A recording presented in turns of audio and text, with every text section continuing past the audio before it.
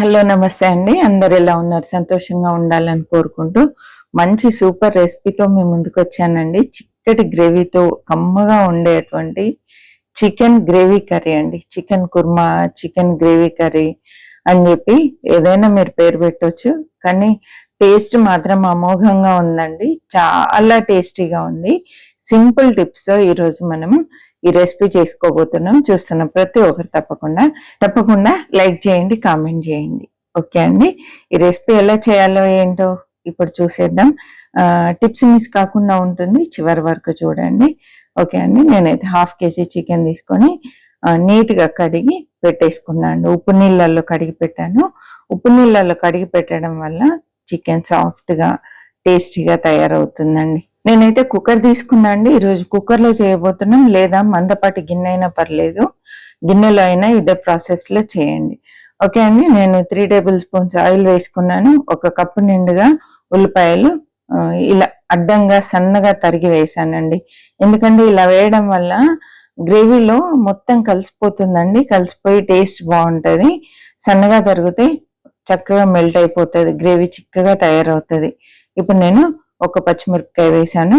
ఇవన్నీ వేసేసి ఇవి బ్రౌన్ కలర్ వచ్చేంత వరకు వేపుకోవాలి. ఇది పక్కన పెట్టి మసాలా ప్రిపేర్ చేసుకుందామండి. ఒక మిక్సీ జార్ తీసుకొని 1/2 కొబ్బరి చెక్క తీసుకున్న, ఎండు కొబ్బరి సన్న ముక్కలు కట్ చేసి వేసాను. 1 టేబుల్ స్పూన్ ధనియాలండి, కొంచెం 1/2 టీ స్పూన్ మిరియాలు, 1/2 టీ స్పూన్ సాజీరా వేసాను. దీనివల్ల కర్రీకి మంచి ఫ్లేవర్ వస్తుంది. తప్పకుండా బాదం వేసుకోండి, కర్రీ చిక్కగా ఉంటుంది, కమ్మగా ఉంటుందండి. ఇదంతా పొడి చేసి పక్కన పెట్టుకోవాలి. లవంగ ఇలైచీలు అయితే మనం గరం మసాలా లాస్ట్లో వేస్తాం కాబట్టి నేను ఇప్పుడు వేయలేదండి. పొడి ఇలా మెత్తగా చేసుకోవాలండి. ఉల్లిపాయలు చూద్దాం, చక్కగా డార్క్ కలర్లోకి మారాయి. ఇలా మారిన తర్వాతనే అల్లం వెల్లుల్లి పేస్ట్ వేయాలి. 1 టీ స్పూన్ వేసాను.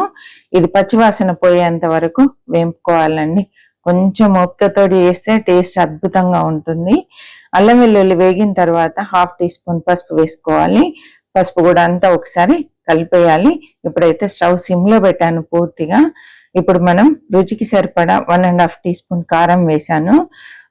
కాశ్మీరీ రెడ్ చిల్లీ పౌడర్ వేసాను, కలర్ కోసం అండి. కర్రీ రెడ్గా వస్తుంది, టేస్ట్ కూడా బాగుంటుంది.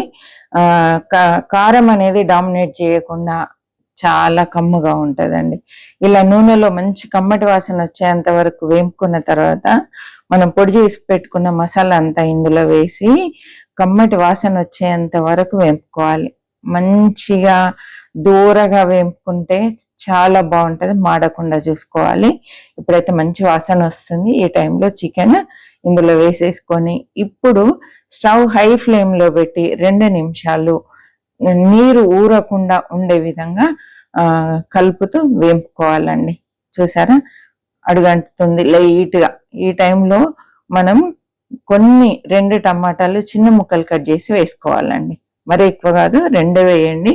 ఈ ఫ్లేవర్ అనేది డామినేట్ చేయకుండా ఉండాలి, అందుకని తక్కువ వేసుకోవాలి. 1 టేబుల్ స్పూన్ పెరుగు వేయండి. పెరుగు కూడా ఎక్కువ వేయద్దండి, 1 టేబుల్ స్పూన్ సరిపోతుంది. ఇప్పుడైతే ఫ్లేమ్ హైలోనే ఉంది. చక్కగా ఇదంతా డ్రై అయ్యేంత వరకు వేపుకోవాలండి.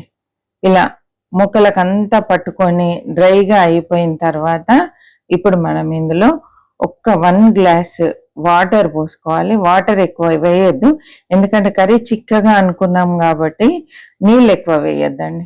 1 గ్లాస్ వాటర్ వేసాను. చక్కగా అంతా కలిపేసుకోవాలి. ఇప్పుడు అడుగంటింది కూడా కర్రీలోకి వచ్చేస్తుంది. మరీ మాడొద్దండి, లైట్గా అడుగంటితేనే బాగుంటుంది. ఇప్పుడైతే రుచికి సరిపడా 1 teaspoon salt, 1 teaspoon ధనియాల పొడి, 1/2 టీ స్పూన్ గరం మసాలా వేసేసుకోవాలి. అంతా ఒకసారి కలపాలండి. చక్కగా ఈ వాటర్ అంతా వేడయ్యేంత వరకు మనము ఇలా 1 నిమిషం పాటు వేడి చేయాలి. వేడైన తర్వాతనే ఇప్పుడు కుక్కర్కి మూత పెట్టేసి మనము స్టవ్ మీడియం ఫ్లేమ్లో పెట్టి 3 విజిల్స్ వచ్చే వరకు వదిలేయాలండి. ప్రెషర్ అంతా పోయిన తర్వాతనే మళ్ళీ మూత తీసి చూడాలి. చూసారా ఎంత పర్ఫెక్ట్గా ఉడికిపోయి, కలర్ చూడండి ఎంత బాగుందో. నిజంగా అండి, ఈ పద్ధతిలో ఈ కర్రీ చేస్తే చాలా సూపర్గా ఉంటుంది. ఇలా అంతా ఒకసారి కలిపేసుకొని స్టవ్ ఆన్ చేసేసి ఫ్రెష్ కొత్తిమీర వేళ్ళతో చించి వేయండి. ఇలా వేయడం వల్ల ఫ్లేవర్ రెట్టింపు అవుతుందండి కొత్తిమీరది. వేళ్ళతో ఇట్లా నలిపినట్టు అనగానే ఫ్లేవర్ అనేది బయటకు వస్తుంది. ఒక్క నిమిషం పాటు సిమ్లో పెట్టి మూత పెట్టకుండా ఇలా ఉడికించారనుకోండి, ఆయిల్ అంతా పైకి వచ్చేస్తుంది. చూసారా ఎంత సింపుల్గా మనం ఈ కర్రీ ప్రిపేర్ చేసాము. ఇప్పుడైతే స్టవ్ ఆఫ్ చేసి సర్వింగ్ బౌల్లోకి తీసుకున్నాను. చూడండి ఎంత బాగుందో కర్రీ. చిక్కటి గ్రేవీతో ముక్కకు గ్రేవీ పట్టుకొని కొంచెం కూరని ఎక్కువ అన్నంకి సరిపోయే విధంగా ఉంటుంది. సూపర్ ఉంటుందండి. చాలా చాలా టేస్టీగా ఉంటుంది ఈ కర్రీ. తప్పకుండా ట్రై చేయండి. బగారా రైస్లోకి అయితే ఇంకా మర్చిపోరు, అంత సూపర్గా ఉంటుంది. చపాతీ కానీ వైట్ రైస్ కానీ దేంట్లో అయినా పూరీలోకి కానీ అద్భుతంగా ఉంటుంది. దోశలో కూడా చికెన్ బాగుంటుందండి. మీకు తెలుసా? ఒకసారి ట్రై చేయండి. దోశలో కూడా చికెన్ కర్రీ సూపర్గా ఉంటుంది. ఈ రెసిపీ ఎలా అనిపించింది ఏంటి అనేది తప్పకుండా కామెంట్ చేయండి. నచ్చినట్లయితే లైక్ చేయండి, షేర్ చేయండి, సబ్స్క్రైబ్ చేయండి. మరి ఒక మంచి వీడియోతో మళ్ళీ మీ ముందుకు వస్తాను. అప్పటి వరకు సెలవు అండి. చివరి వరకు చూసినందుకు థ్యాంక్ యూ సో మచ్ అండి.